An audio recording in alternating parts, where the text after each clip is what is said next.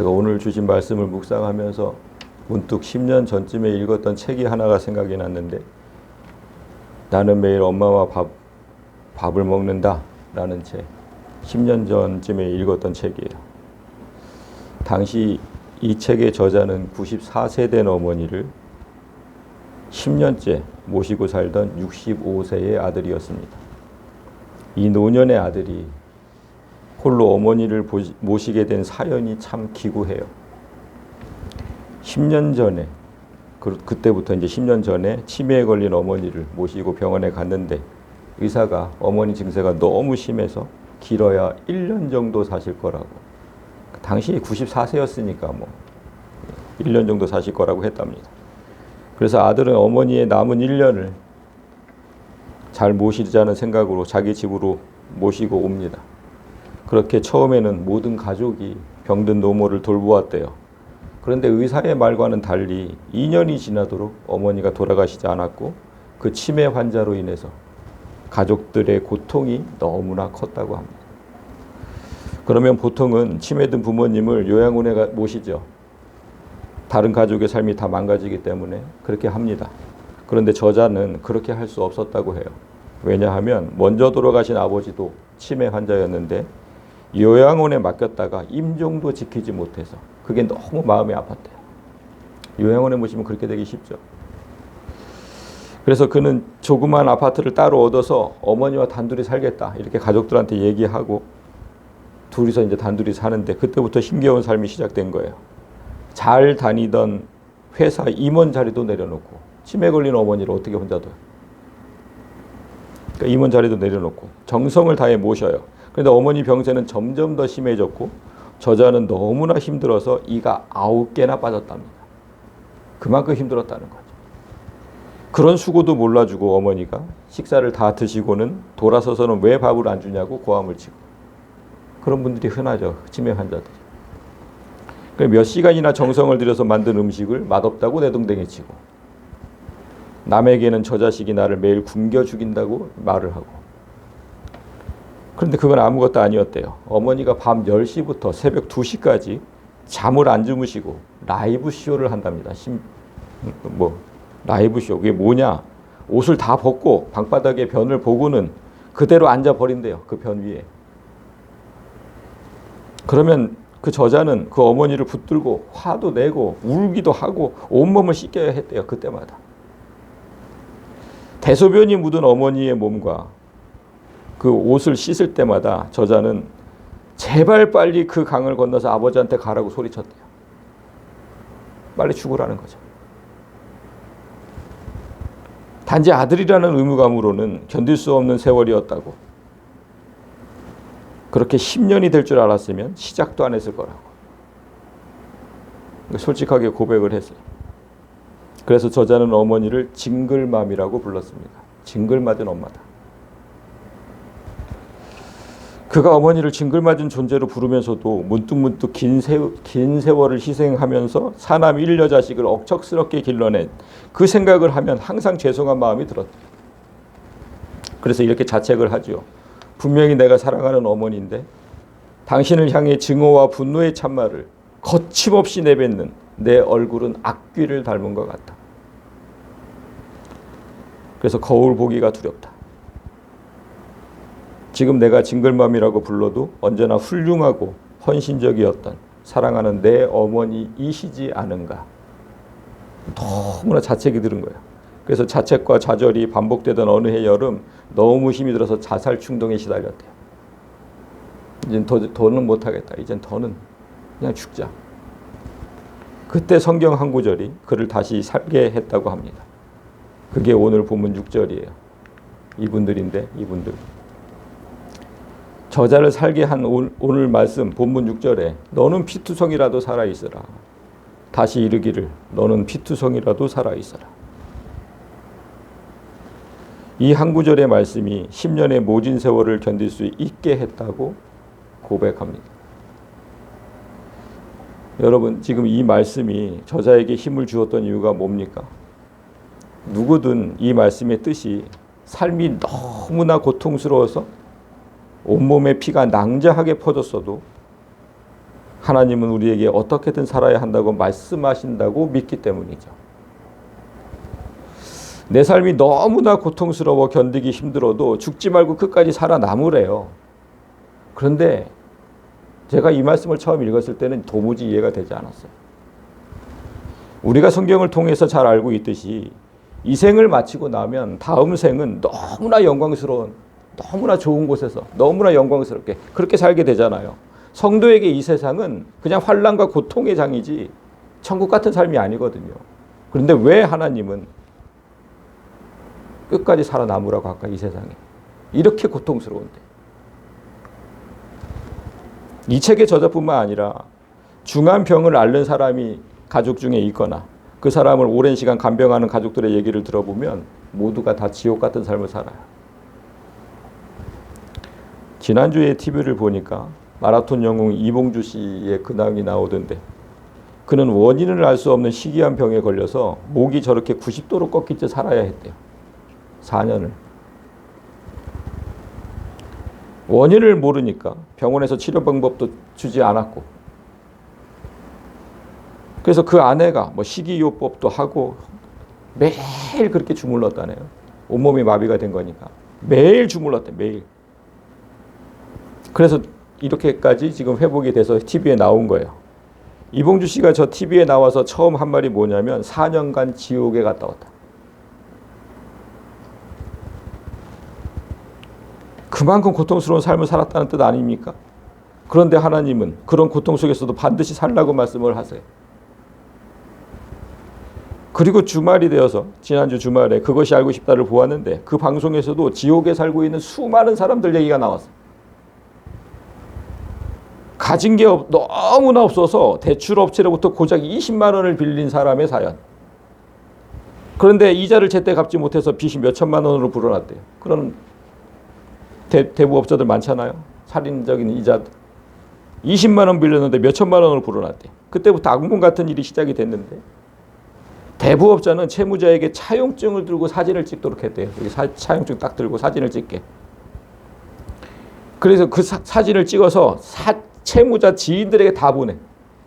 어떻게 또 지인들 전화번호를 그렇게 다 아는지 다 보내. 그리고 대신 갚을 것을 강요하죠. 이 사람이 살겠습니까? 창피해서. 그래서 이 채무자가 너무나 큰 수치심에 자살을 시도했는데, 그때 그 알 제작진들이 급히 찾아가서 목숨을 건진 그런 영상이 방송에 탔어요. 제작진은 SNS에서 이와 유사한 피해가 다수 발생하고 있다는 정황을 포착을 했는데, 이 한 계정에는 저렇게 수백 명의 채무자로 추정되는 인물들의 얼굴과 개인 정보, 그리고 무릎을 꿇고 빚을 대신 갚아달라고 읍소하는 영상이 게시되어 있었다고 합니다. 채무자에게 죄인의 이미지를 씌우고 그 지인들에게 수백 배의 돈을 갈취한 거죠. 세상은 이렇게 고통으로 가득 차 있고 악인의 세력은 점점 더 강해지고 지옥과 같은 삶을 사는 사람들이 너무나 많아요. 그런데 하나님은 왜 이런 세상에서 피투성이라도 살아야 한다고 말씀하실까? 빨리 죽어서 천국으로 어서 오라고 말씀하시면 좀 좋을까? 우리가 이 세상에서 고통당하면서도 악착같이 살아남아야 하는 이유를 오늘 말씀을 통해서 바로 깨닫고 하나님의 마음을 조금이라도 헤아리는 시간이 되시길 원합니다.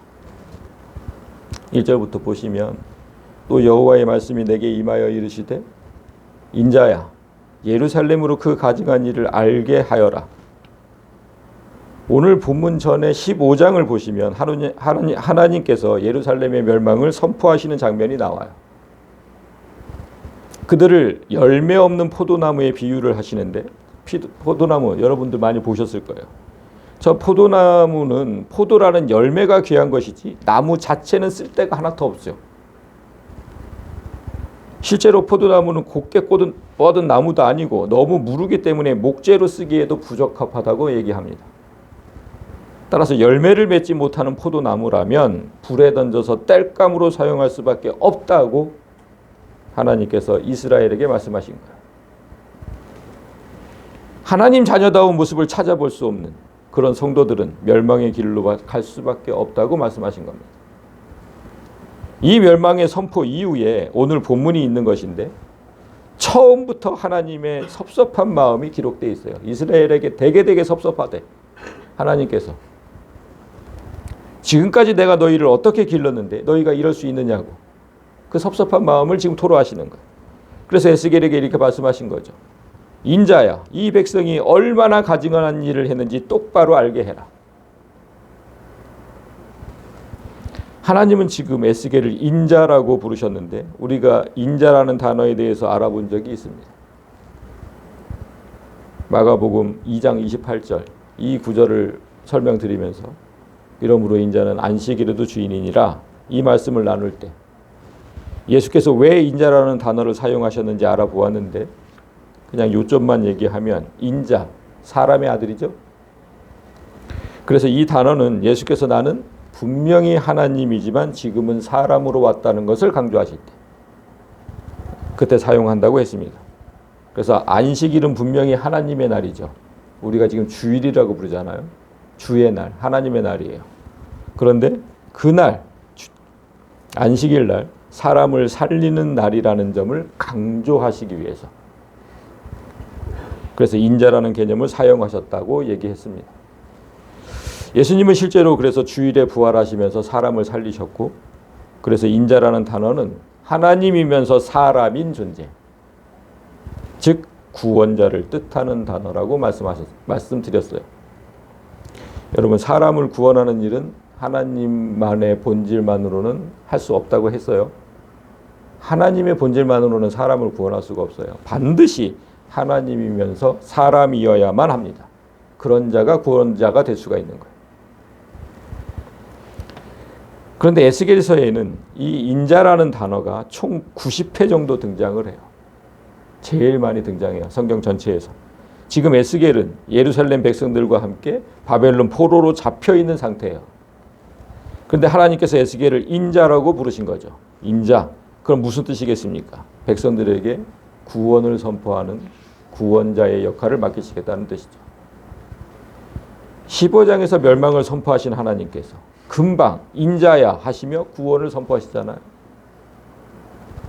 이 모습이 하나님이시죠. 때리기도 하시지만 금방 용서하고 품으시는 공의와 사랑이 계속해서 반복되는 역사가 하나님의 역사입니다. 인자에게 뭐라고 말씀하실까? 3절을 보시면 주 여호와께서 예루살렘에게 관하여 이같이 말씀하시되 네 근본과 난 땅은 가나안이요 네 아버지는 아모리 사람이요 네 어머니는 헷 사람이다. 자, 예루살렘 즉 이스라엘 백성이 어디에서 어떻게 시작되었는지를 말씀하고 계시는 거예요. 이스라엘이라는 명칭은 우리가 잘 알듯이 누구로부터? 야곱으로부터 시작됐죠. 그런데 그의 할아버지 아브라함이 자기 고향을 떠나서 정착했던 곳이 가나안 땅이었습니다. 그곳에서 이삭을 낳고 이삭이 야곱을 낳을 때까지 그들은 가나안 땅에서 살았어요. 그래서 하나님은 그들의 시작이 가나안이라고 말씀하시는 겁니다. 네 근본과 난 땅은 가나안이다. 거기서부터 시작된 거 맞아요. 그런데 그들의 아버지는 아모리 사람, 어머니는 헷 사람이다. 그렇게 부르시는 이유는 뭘까? 그건 당시 지도를 보면 압니다. 아모리 사람과 헷 사람, 여기 지금 아모리 헷 저기 살았어요. 저기가 지금 예루살렘이 있는 곳이고 남유다 백성들이 살던 곳이에요. 그러니까 아브라함이 처음 이사했을 때부터 살던 원주민들이 아모리 사람과 헷 사람이에요. 그러니까 아모리 족속은 가나안 7족속 중에 가장 강력한 족속이었고 헷 족속은 그 다음으로 세력이 컸던 족속이에요. 그래서인지 여호수아 시대 가나안을 정복할 때도 두 족속은 완전히 진멸시키지 못했어요. 완전히 진멸시키지 못한 대가는 너무나 컸습니다. 우리가 잘 아는 대로 바알과 아세라라는 신은 이곳에 살던 원주민들의 신이었는데 이스라엘은 그 우상들을 버리지 못하고 끝까지 섬겨요. 하나님이 그 우상들을 섬길까 봐 다 진멸하라고 했던 건데 진멸하지 않고 그 우상들을 섬겨요. 그래서 하나님이 자기 자녀들을 원수의 자식이라고 부르고 있는 겁니다. 네 아버지는 아모리 사람, 네 어머니는 헷 사람. 너희는 원수의 자식이다.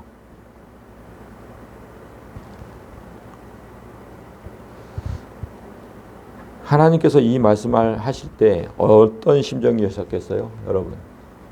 자녀와 부모의 관계를 한번 생각해 보세요. 예를 들어서 한 나라의 왕에게 귀한 딸이 있었습니다.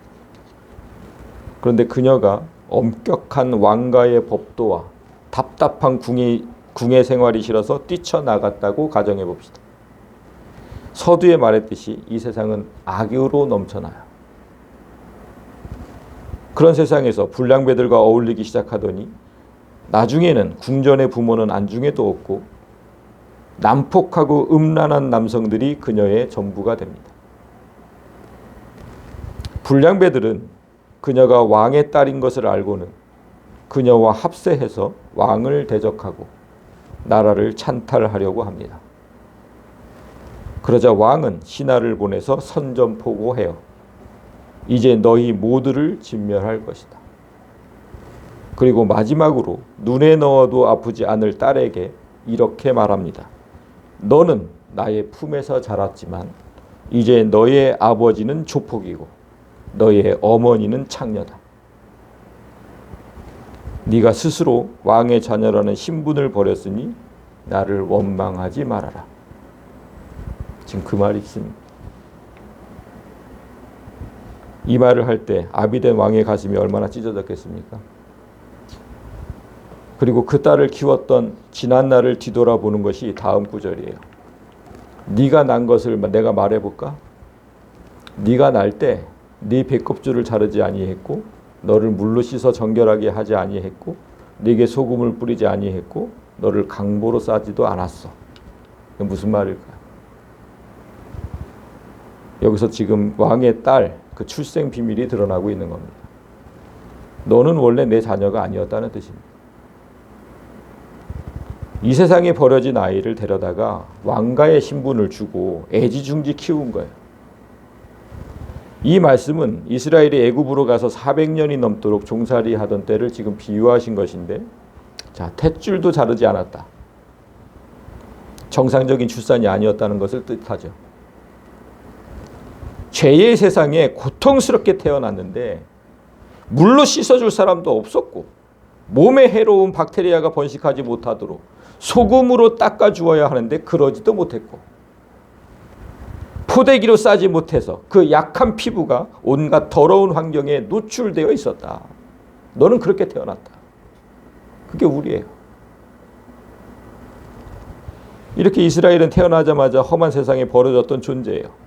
아무도 너를 돌보아서 이 중에 한 가지라도 네게 행하지 않았다. 그래서 너를 불쌍히 여긴 자가 없었으므로 네가 나던 날에 네 몸이 천하게 여겨져 네가 들에 버려졌느니라. 탯줄을 자르고 물로 씻기고 소금으로 소독해서 강보에 싸는 이 중에 한 가지라도 해준 사람이 없었다. 너한테는. 아무도 불쌍히 여기지 않았다는 거죠. 그렇게 들에 버려진 채 죽는 날만 기다렸던 존재가 바로 이스라엘, 우리예요.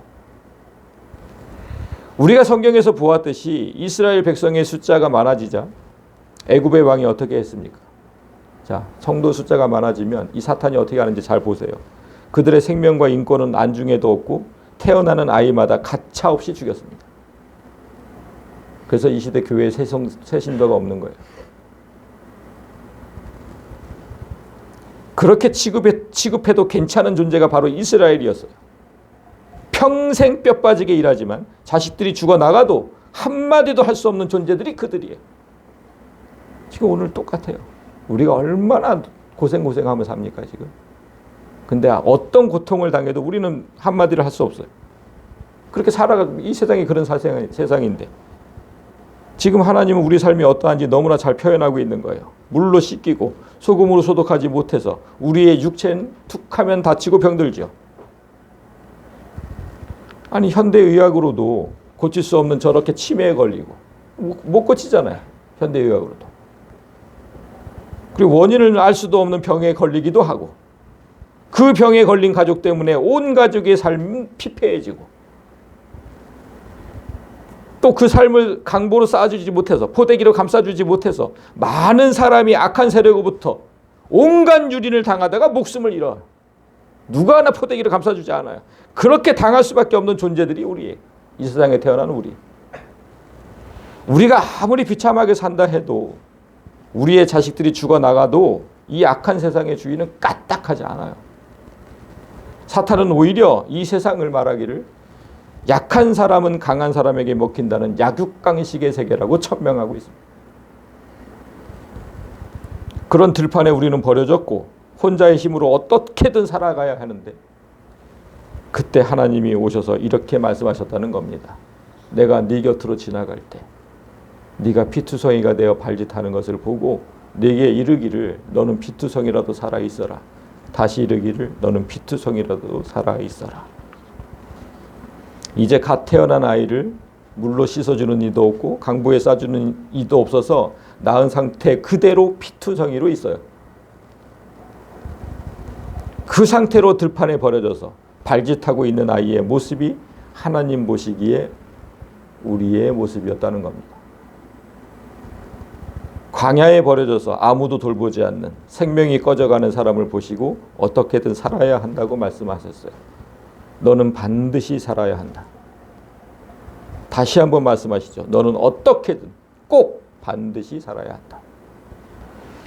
두 번이나 간곡하게 반드시 살라고 말씀하신 후에 데리고 와서 깨끗이 씻기고 소금으로 닦고 좋은 강보에 싸서 애지중지 키우셨어요.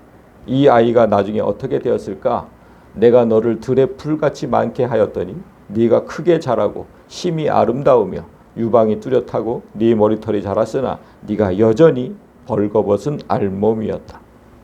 데려다가 정성껏 키웠더니 들의 풀처럼 폭풍 성장했대요. 빛나는 보석처럼 아름다워졌대요. 네 젖가심이 뚜렷해졌고 네 머리털은 길게 자랐대요. 딸아이니까. 그럼 다 자란 거죠. 하나님께서 애지중지 키워서 아름다운 숙녀로 성장시킨 사람, 그게 바로 우리라는 거예요. 우리 하나님의 신부가 될 거니까.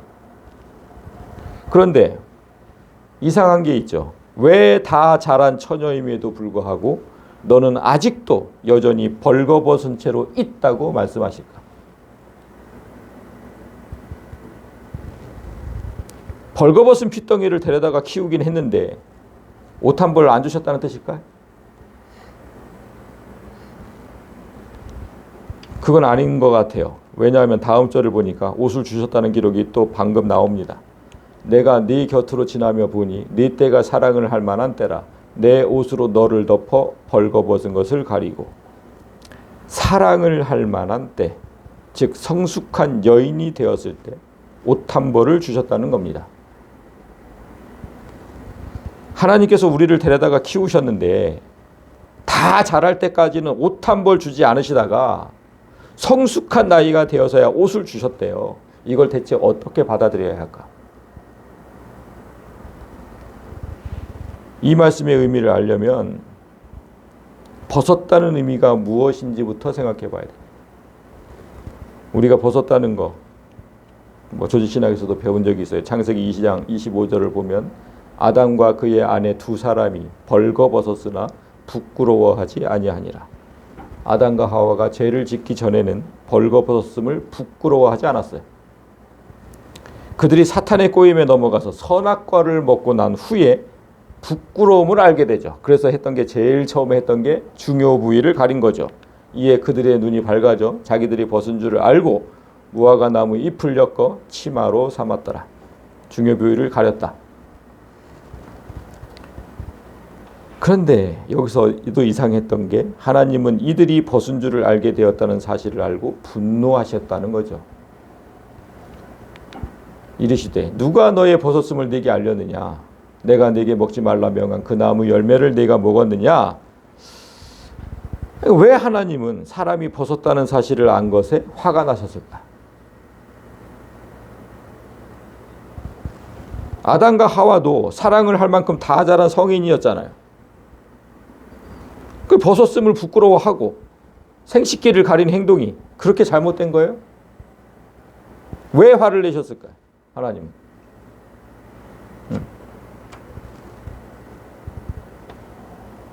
우리 혜인이가 말해봐요.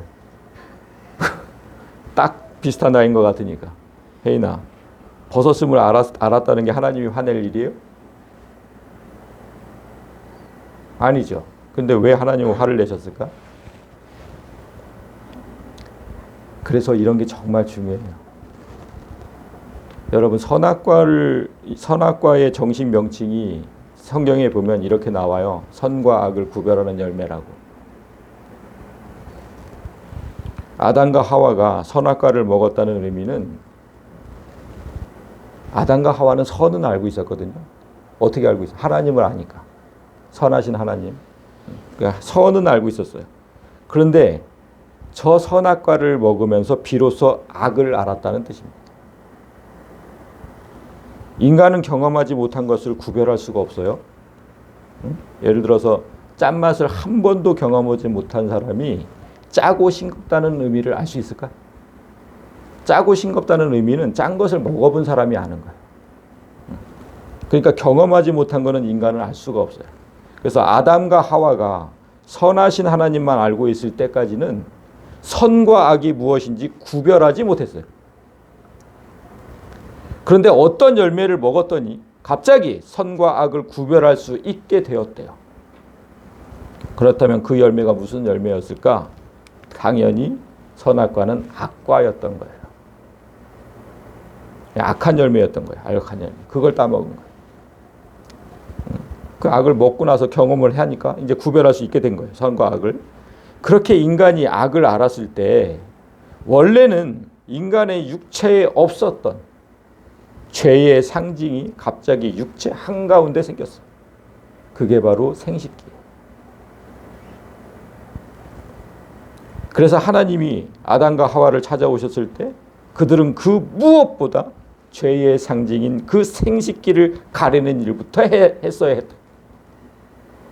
이거 없었는데 갑자기 생겼네. 이게 뭐야? 너무너무 부끄러운 거예요. 부끄러운 거. 중요한 건 사람에게 죄의 상징이 생긴 이후부터 그게 생식기니까 사람에게서는 그때부터 죄의 생식이 일어나기 시작했어요. 그래서 이 세상 모든 사람이 죄인이라고 성경이 말씀하는 겁니다. 우리 모두 죄인으로 태어나서 악한 세상에 버려졌어요. 에덴 동산에서 쫓겨나서. 그렇게 버려졌어요. 근데 하나님께서 이곳으로 데리고 오셨고 애지중지 키우셨어요.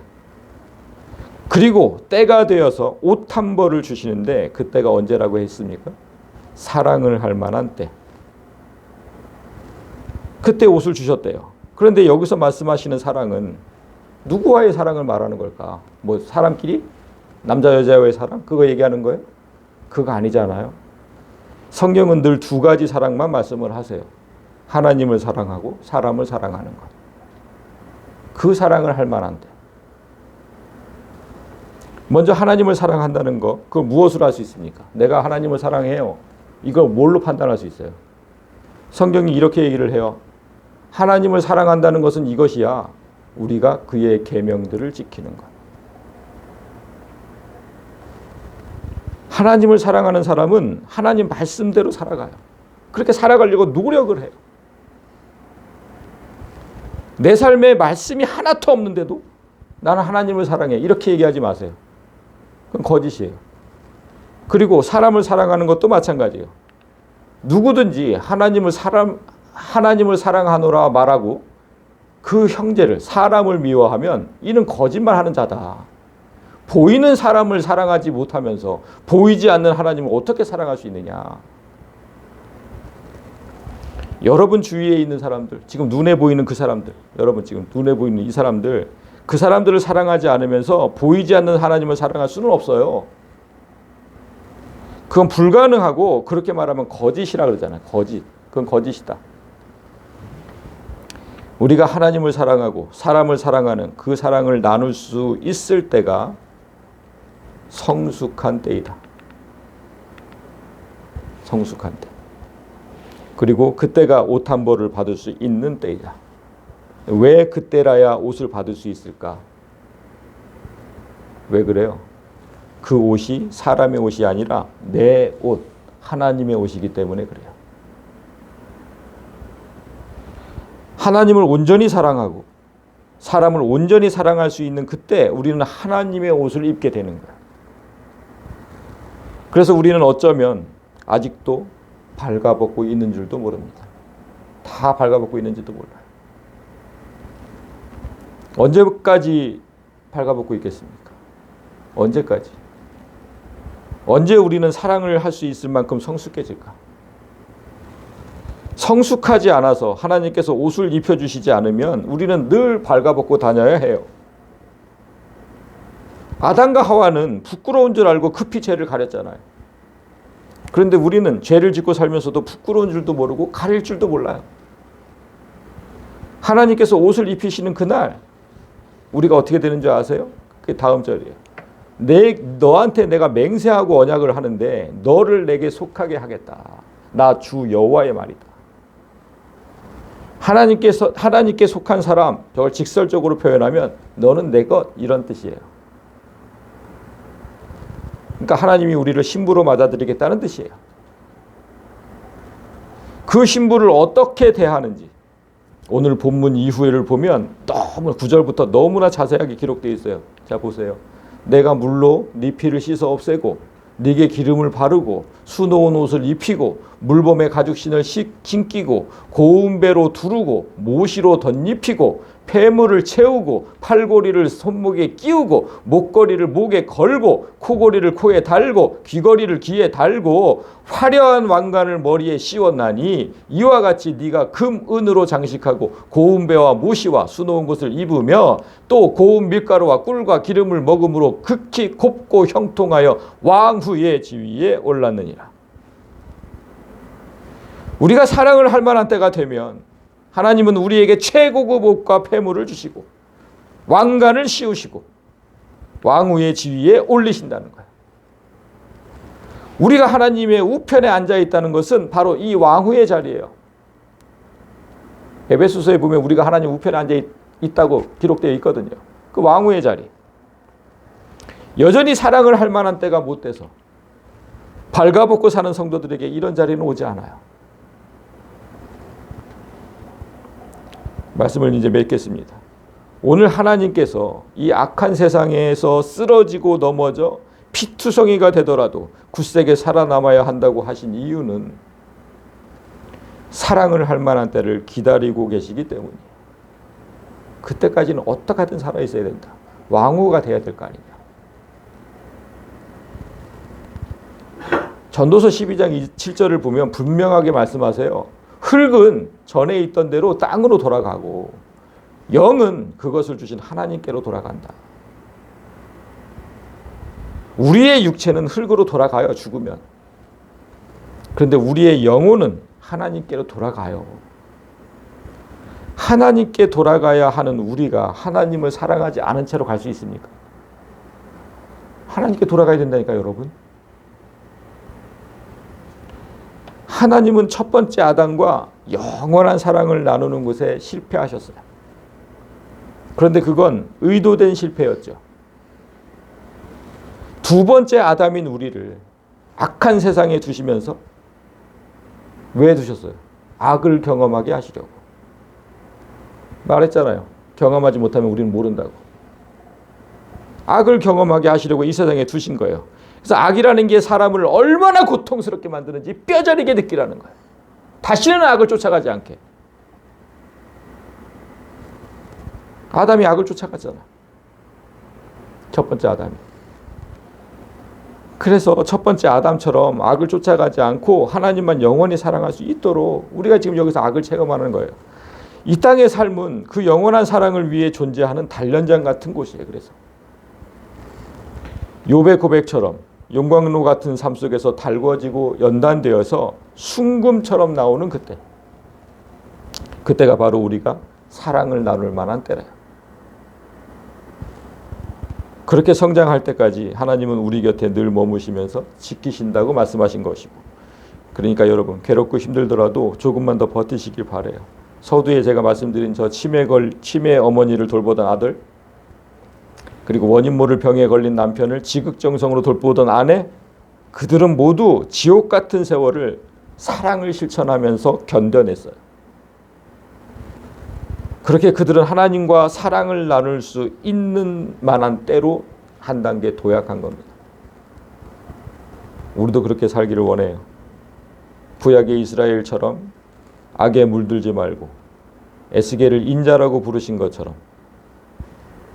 우리도 구원자의 삶을 살기를 원합니다.